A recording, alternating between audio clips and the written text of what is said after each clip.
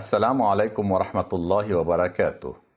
C'est la dernière vidéo de la première partie du chapitre 10 courant alternatif sinusoïdal.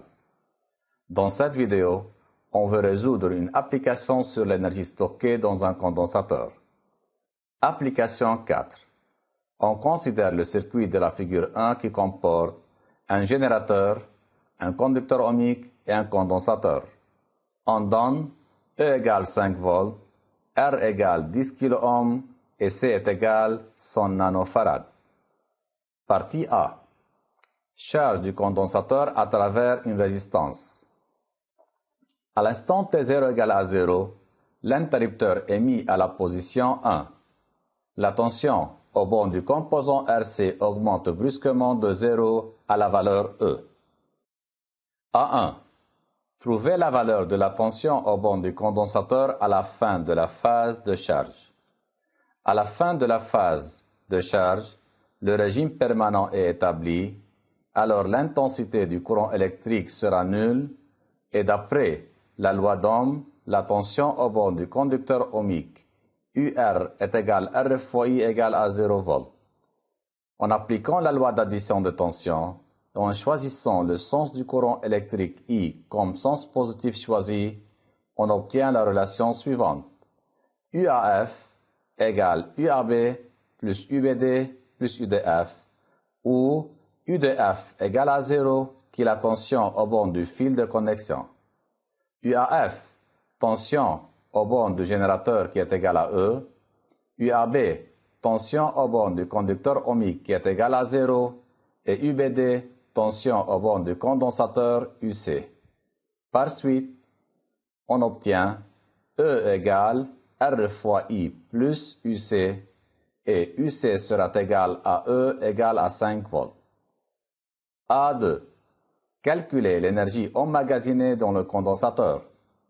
L'énergie emmagasinée dans le condensateur est donnée par la relation W égale 1/2 C E carré, où C est égal à 100 nanofarad est égal à 100 par 10 à la puissance au moins 9 farad.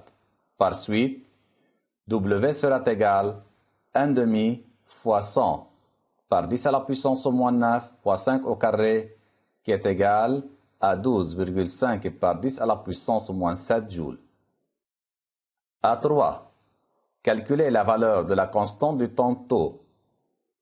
La constante du temps tau est donnée par la relation tau égale RC égale 100 fois 10 à la puissance 3 fois 100 par 10 à la puissance au moins 9 est égal 10 à la puissance au moins 3 secondes, qui est égal à 1 milliseconde.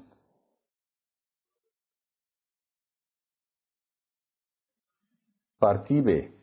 Décharge du condensateur.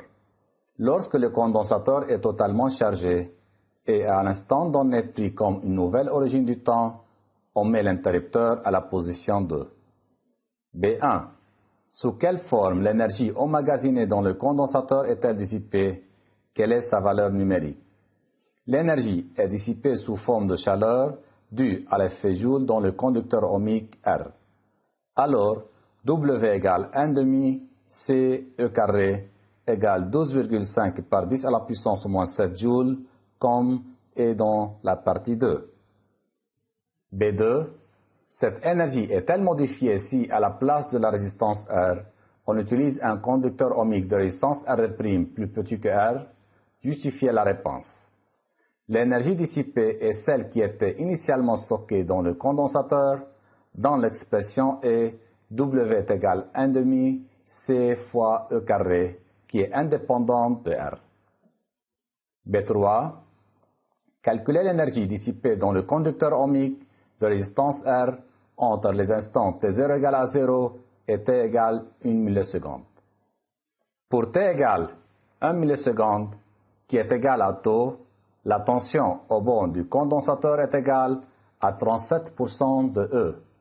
Donc, UC sera égal à 0,37 fois E est égal 0,37 fois 5 égale 1,85 volts. Donc, l'énergie électrique stockée dans le condensateur à cet instant est W égale 1 demi fois C fois UC carré égale 1 demi fois 100 par 10 à la puissance moins 9 fois 1,85 au carré égale 1,71 par 10 à la puissance moins 7 joules. L'énergie dissipée dans R est WR, qui est la différence entre l'énergie stockée à l'instant t égale à 0 et l'instant t égale 1 milliseconde. À l'instant t égale à 0, le condensateur est totalement chargé, alors qu'à l'instant t égale 1 milliseconde, la tension au bord du condensateur est 37% de E. Par suite, WR est égal 1 demi C fois E carré moins 1 demi fois C UC carré pour t égale 1 milliseconde. Alors, WR est égal 12,5 moins 1,71 par 10 à la puissance moins 7 joules est égal 10,8 par 10 à la puissance moins 7 joules. C'est la fin de la vidéo 7 de la partie 1. Merci pour votre attention.